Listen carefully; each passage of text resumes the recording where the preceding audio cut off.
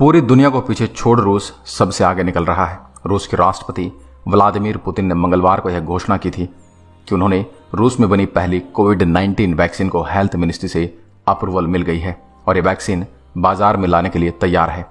दोस्तों, इस वैक्सीन की प्रभावशीलता और सुरक्षा पर कुछ एक्सपर्ट द्वारा शंका जताई जा रही है।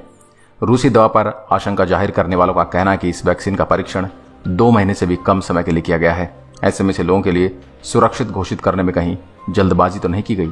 रशिया के प्रेसिडेंट व्लादिमीर पुतिन ने मंगलवार को घोषणा की थी कि रूस ने कोविड-19 की पहली वैक्सीन तैयार कर ली है, जिसने सभी जरूरी ट्रायल्स को पार किया है और यह दवा कोरोना वायरस के खिलाफ इम्यूनिटी देने में सक्सेसफुल साबित हुई है। रूस ने इस वैक्सीन का नाम सोवियत संघ द्वारा लॉन्च की गई दुनिया के पहले उपग्रह की याद में स्पुतनिक वी रखा है। दोस्तों, वैसे तो इस वैक्सीन ने अभी तक 3rd स्टेज पर परीक्षण पूरा नहीं किया है। इसमें हजारों पार्टिसिपेंट्स के साथ व्यापक पैमाने पर टेस्टिंग की जाती है। वर्ल्ड हेल्थ ऑर्गेनाइजेशन के अकॉर्डिंग दुनिया भर में 200 से ज़्यादा उम्मीदवार हैं जिन्होंने कोरोना वैक्सीन ट्रायल करने का दावा किया है और इनमें से लगभग 24 ऐसे हैं जिनके वैक्सीन पर लोगों का परीक्षण जारी है। इस नई दवा को पास करने के लिए सामान्य तौर पर 3 स्टेज के ट्रायल पूरे करने होते हैं। फर्स्ट स्टेज में बहुत कम इंसानों पर दवा का ट्रायल होता है और उन्हें दवा की सीमित डोज दी जाती है। सेकेंड स्टेज में लोगों की संख्या बताई जाती है ताकि ये पता लगाया जा सके कि दवा का इम्यून प्रतिक्रिया कैसी है और वैक्सीन के कुछ दुष्प्रभाव तो नहीं। 3rd और लास्ट स्टेज में देखा जाता है कि वैक्सीन इन्फेक्टेड लोगों पर कितनी प्रभावशाली है।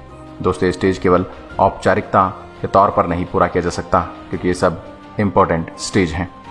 रोग प्रतिरोधक शक्ति पर वैक्सीन की प्रतिक्रिया अगर 2nd स्टेज में ही दिख जाती है तब भी 3rd स्टेज के ट्रायल जरूरी समझे जाते हैं।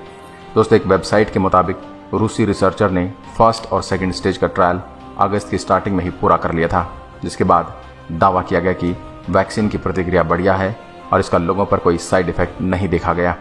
परंतु दोस्तों, इससे रिलेटेड कोई डिटेल रिपोर्ट इन रिसर्चर ने जारी नहीं की। साइंटिस्ट का कहना है कि 1st और 2nd स्टेज की रिपोर्ट पब्लिक किए बिना ये दावा करना ठीक नहीं कि वैक्सीन इंसानों के लिए सुरक्षित है और 3rd स्टेज का परीक्षण किए बिना ये दावा करना भी ठीक नहीं कि वैक्सीन काम करती है। एक तरफ वो कंट्रीज हैं जिनका मानना है कि रूस जल्दबाजी कर रहा है, वो केवल दौड़ जीतना चाहता है और वह इंसानों की सेफ्टी को दरकिनार कर दवा ला रहा है और वह बिना ट्रायल पूरा किए कैसे एक दवा को अप्रूव कर सकता है। दूसरी ओर वो कंट्रीज हैं जो रूस की वैक्सीन को लेकर बहुत एक्साइटेड हैं और उन्हें स्पुतनिक वी नामक वैक्सीन में दिलचस्पी दिखाई है।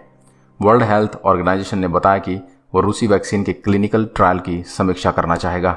दुनिया के अन्य देशों के साइंटिस्ट ने नहीं बल्कि रशिया के कुछ सम्मानित साइंटिस्ट ने भी वैक्सीन डेवलप होने की रफ्तार और पारदर्शिता की कमी पर सवाल खड़े किए हैं।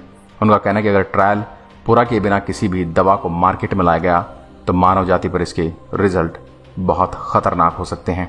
इस बीच फिलीपींस ने योजना बनाई है कि वह अक्टूबर में वैक्सीन लाना शुरू करेगा। तो वहीं ब्राजीलियन टेक्नोलॉजी इंस्टीट्यूट ने बताया कि वो 2021 की दूसरी छमाही में इस विवादास्पद वैक्सीन का उत्पादन शुरू कर सकता है क्योंकि मॉस्को और उनके बीच इसे लेकर अग्रीमेंट हुआ है। तो दोस्तों, आज के लिए बस इतना ही। ये वीडियो आपको कैसी लगी हमें कमेंट में लिखकर जरूर बताएं।